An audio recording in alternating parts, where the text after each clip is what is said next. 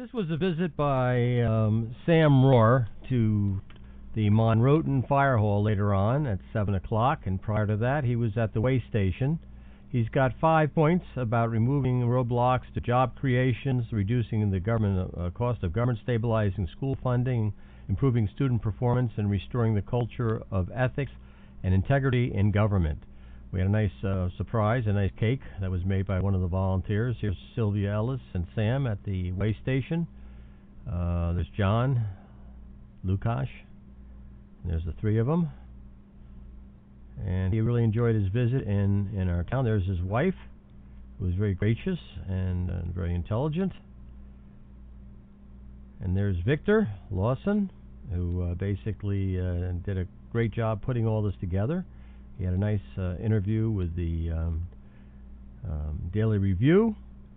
This is a former representative that introduced Sam, followed by another representative that introduced Sam.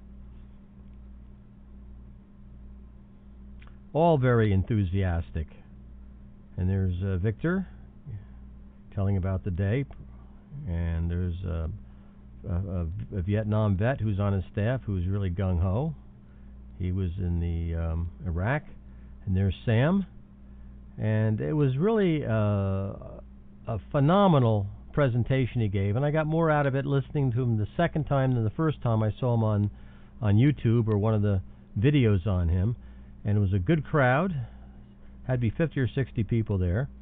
And he really went over the whole concept of eliminating property tax by just expanding the scope of the sales tax, and that way everybody becomes a partner in spending. Right now there's a lot of people who are not really feeling what it is in terms of when the government wastes money, and now if they do that, a greater part of the population will feel that pain and maybe say something. In the meantime, senior citizens can afford to live in their houses and not get thrown out, and they can use that extra money that they would be spending on taxes to buy things, maybe fix their house up, maybe to heat their homes so they don't freeze to death in the winter, and maybe they'll spend their whole lives in Pennsylvania rather than going someplace else and dying. And then, of course, the state doesn't get any of the inheritance tax on that type of thing.